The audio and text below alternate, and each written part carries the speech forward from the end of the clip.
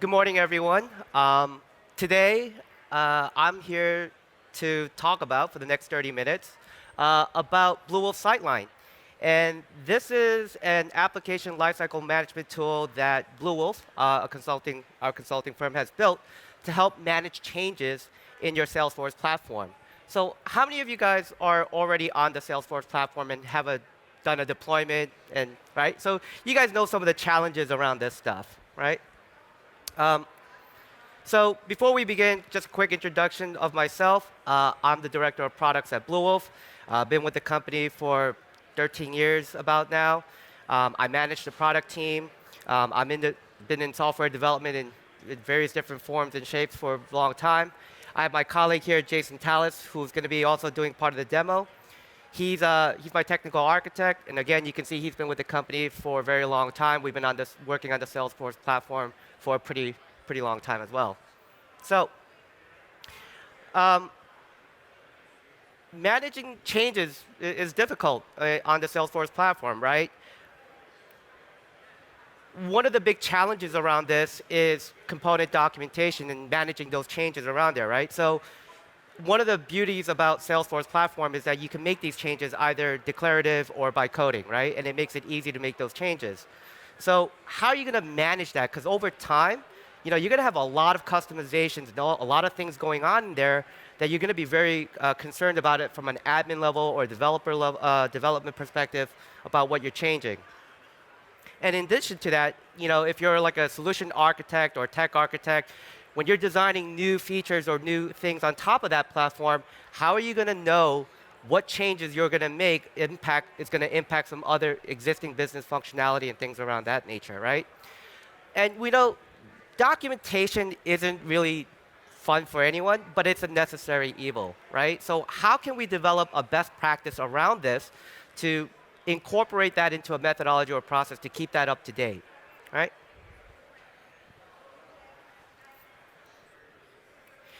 In addition, deploying changes is also difficult. I think I saw most of you have done this in some form or another, right? So getting deployments to work takes iterations of it, right? If you've used change sets, whatever tool you've used, you rarely ever get that to deploy on the first shot, right? And it also depends on how many changes you're actually trying to get across. So the smaller things, I've seen take anywhere from 30 minutes to larger complex applications probably taking several hours, if not days, to try to sort out through all those components. And when I talk about components, I'm talking about custom objects, page layouts, Apex code, triggers, all of that stuff, right? That's your entire solution that needs to get across from your dev environment to your QA, right? The other thing is deciphering and resolving errors. In a large enterprise companies, deployments and release management is usually offset to somebody else who isn't actually doing the deployment, right? You've got basically, for compliance reasons, you don't want people who are doing the development, doing the deployment, and for the same reason, they're not responsible for the functional testing and stuff like that. So you really have to have a good way of managing these errors, and it usually takes collaboration, right? Also, deploying profiles and security settings is rather difficult, whether you're using change sets or on the Salesforce platform. And one of the other things is when you have disconnected orgs, we've seen a lot of companies with multiple production orgs, and change sets is kind of limited to that because of the fact that you really can't take from one development sandbox to another production org, which is sometimes necessary. All right? So we're going to jump into a demo here.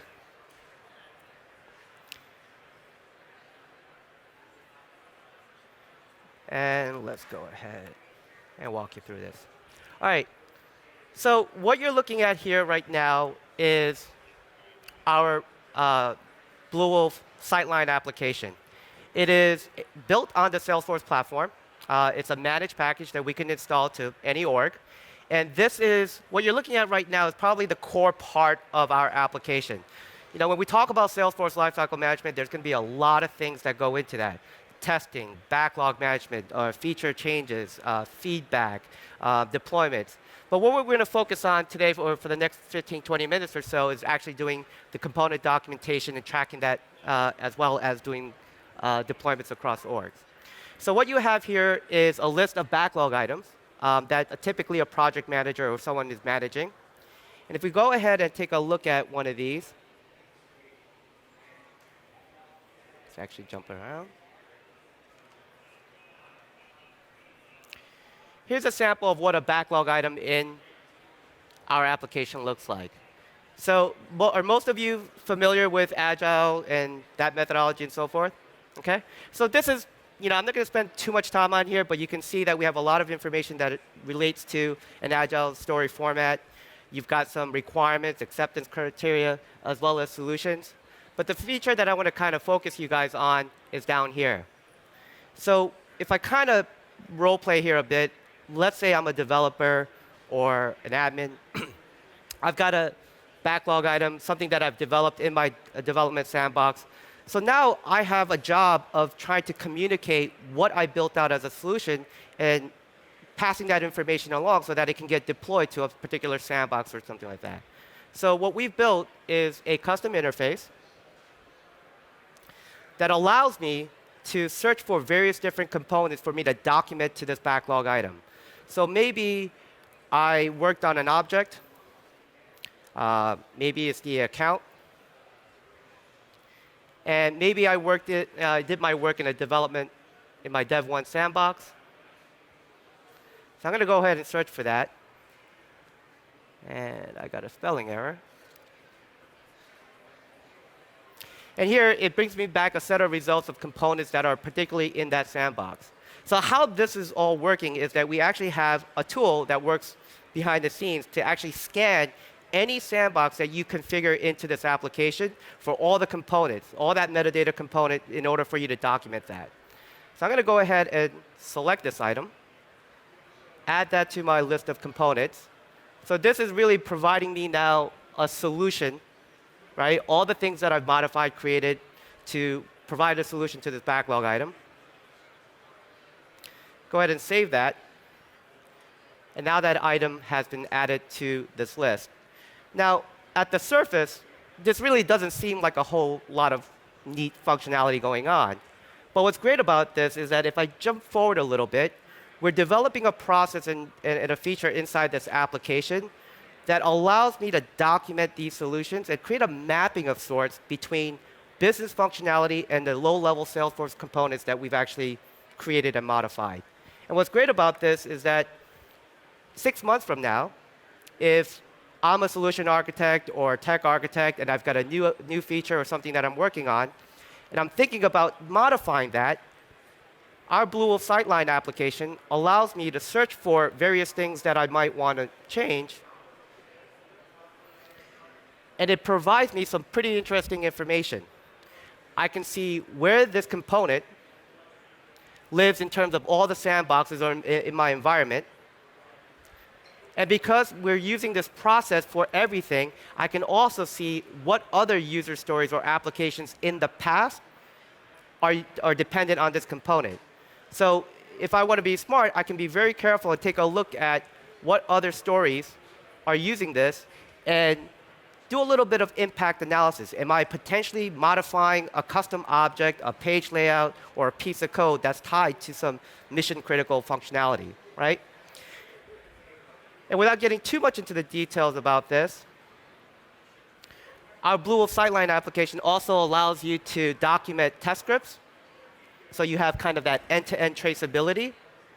So I, as a developer or an admin, can now take a look at these test scripts and kind of use that to do some preliminary testing before I request this thing to get deployed to QA or into my production environment. All right. So going back, once our development is done, our job doesn't quite end there, right? We now have the task of actually now deploying this to either a QA sandbox for testing or maybe some integration or some UAT sandbox for training. So to walk you through our application that actually does the deployment for you, I'm going to ask my friend Jason Talis to come up here, and he can walk you through how we take this information and make it streamlined so that you can do a deployment much easier. Nice. Thanks, John. Can you hear me?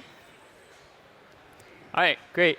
So, hey everyone, my name is Jason Tallis. As John said before, I'm currently the tech architect for products for Bluewolf, and I'm mainly focused on the Bluewolf Sightline application. So, what I'm going to show here is I'm going to demo our release management functionality and capabilities that we have built into Sightline. So, from the backlog item, I just clicked on the release, right? So, every item is related to release. So, you can see here our January minor release. We have a bunch of backlog items, right, that we're planning on migrating, for our deployment, right? So I'm going to go ahead and click this deploy button, right? And so this here, you'll see this is our Slingshot application, right? So this is our deployment tool inside of Sightline. So the first thing you'll notice is this instances section up top. And so here, this is all the instances that are in my environment, right? So all my sandboxes, it could be additional developer sandboxes, full sandbox, right? My production org. So here we've been doing our changes in the dev1 sandbox, and I'm going to migrate that to our QA environment. So I'm going to go ahead and just grab the sandbox, grab our QA org, right? And so you'll notice a few things. So one here, you'll see that I'm already authorized against this org. I've previously gone through an OAuth flow, so now I can connect and deploy my changes to this environment. Also, now that I've selected a source and target, I have these buttons that came available that I'm able to actually start the deployment. But before we get into that, I'm going to walk you through a few more details about the application. So here you'll see there's a manifest section. And so in the manifest, this shows you all of the components that are documented against all the stories in my release, right? So there's Apex classes, custom objects, right? Everything that John showed you in component documentation. So it can also filter these, right? So say I want to see all of the Apex, right? I can see all the Apex classes that are going to be in this deployment, right? I can look at those and add or remove them from the deployment. I could also filter by the item status, right? If I just want to see the items that are QA ready, I could go ahead and deploy those. Or I could also just filter by items that are related to a specific backlog item. So I'm going to clear all those filters. The other thing you'll notice down here is a profile permission section. So managing profile permissions and security settings is a challenge on the Force.com platform. So one of the things that we do is we try to make that a little bit easier. So in component documentation, John had documented some of these profiles that he changed, right? So I could just leave these as is, and it's going to work like change sets, and it's going to bring all of the related security settings in my deployment. But if I want more fine-grained control, I can also open that up and edit it and change exactly what I want to deploy from the profile. Right, so here I could deploy the entire profile if I want to, or I can just deploy a specific setting, right? So on the admin profile, we enabled the API. We set the API enabled setting on the profile, which is a common thing to do. So I want to go ahead and deploy that as well. So I'm just going to go ahead and apply that change. Right, so now at this point, I'm ready to do a deployment. I want to go in and give it a name first.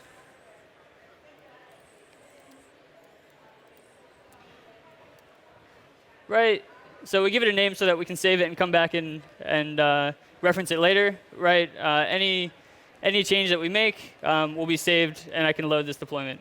So I'm going to go ahead and actually validate that. I'm going to run all tests. I could also run the managed package test, but for now, I'm just going to run these tests. That could take a few minutes. So in the meantime, I'm just going to go ahead and load a deployment that I'd saved already. Right, so here you'll see a completed deployment. Right, there's a few things to call out here. One, the first is the build succeeded. So what that means is the deployment, it goes through a build process, right? So in building, we use the metadata API to pull all your changes from the source and target and create a build package, right? And that build package, has your package XML and all the metadata from your different components. So that's going to get saved with this deployment record, and then we use that to do the deployment. You'll notice that there's some errors here. There's 3 component errors. It's pretty common, as John mentioned, to go through this iterative cycle during your deployments of resolving errors, as you're looking at these results. So I'm going to go ahead and look at those. So we see here there's 3 errors. So digging a little deeper into these errors, we'll see there's one. The component was this story layout on the backlog custom object. And on that, there's a custom field, user story, that doesn't exist in my target instance, right? This is a very common deployment error. So I'm just going to go ahead and actually add that in line here so that I can resolve that error. Right, so it's a field, and it's called test case. Nope, it's not called test case. It's called user story. And it was in my dev instance.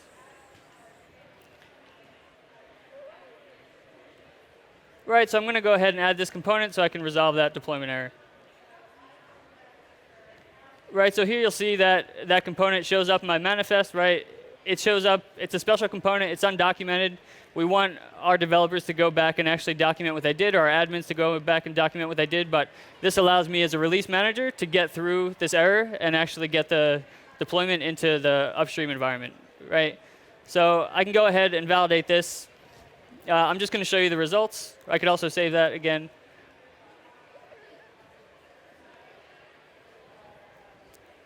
Right, so here I resolved those deployment errors, and now we have a successful deployment. Right, we'll see that it shows us the number of components, the number of unit tests, our code coverage, and what else?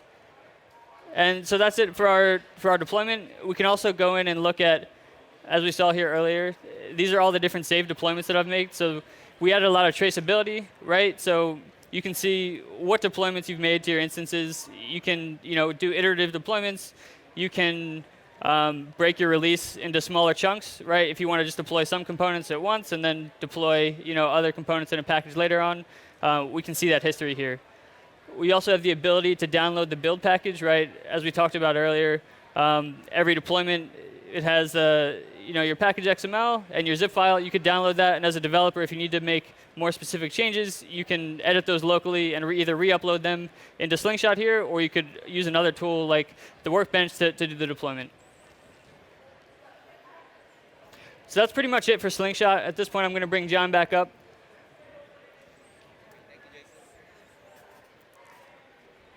All right. So I'm just curious, how many of you guys use change sets? Just can I see a show of hands? How many of you guys use the Eclipse plugin? Okay. So what's kind of interesting about those two tools is that one is very, I perceive it as what change sets is really to help people who aren't technical, really point and click, but it's very limited in capability. Then you have the Eclipse plugin, which is much more powerful, but then it's, you have to have a bit of a technical background to be able to use it. So what we've done here is try to marry those two extremes together to get you to a middle point, right? And so the great thing about this is that we actually use this in a lot of our projects, and we've seen upwards of 30 to 50% savings in time in doing deployments. The reason why primarily is because when you have to make these iterations and try to fix these errors, there's two benefits to this. One is I can easily click and make those adjustments here, whereas opposed with change sets, you got to create a new package, you got to deploy it to the target, you got to log in. So you'd be surprised. Just saving 6 to 10 clicks when you have to do this multiple times, it starts to add up. The other thing is that when you get errors with change sets, right, it's also kind of, with Eclipse, it's a little bit difficult to kind of resolve through those errors. So what this gives you is the ability for everyone who's working on this particular project or this release, a central location for them to go in and take a look at all those errors and be able to communicate, and you can chatter through them and help resolve them. Get it out of email, try to resolve this. I'm just kind of curious.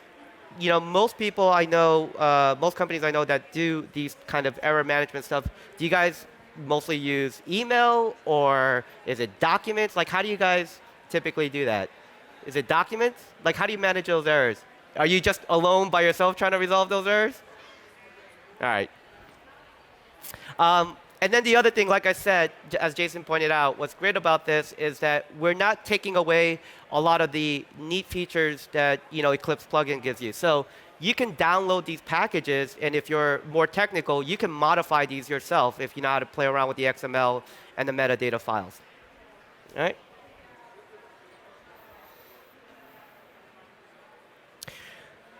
All right.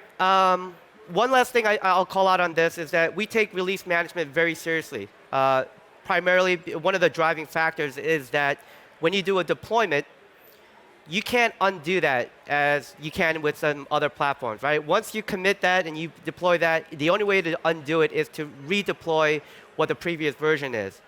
So Jason alluded here before to how we authorize these instances. So what that means is that we use OAuth, and it's user-based, which means that if I come in here, if I come in here and I authorize access to my QA environment or my Dev1 sandbox, it means somebody else can't come in and use my authorization as well. They have to authorize it themselves. And we've had a lot of companies seen where people being able to access other people's user accounts have actually deployed and done things that they shouldn't have. All right. Okay, so there's actually a lot more features to this Bluewolf Sightline application. I talked about backlog management. Today, we really just wanted to focus on those two things to kind of give you a view of what the benefits are. We actually have a Bluewolf Sightline lunch session on Thursday, October 6th, from 12 to 2. And you can actually participate, and there are going to be existing users of Sightline as well as new prospects. You can come and talk and see additional features and get involved in where our product roadmap and all of these features are going to be coming in the next year or so. We're not going to do Q&A up here, but Jason and I will be off to the side here. If you have any questions, if you want to get a little bit more technical, we can help answer some of those questions. If you have questions around the lunch, you can register with us as well. All right? Well, thank you, everyone. I hope you it was an informative session, and enjoy your Dreamforce.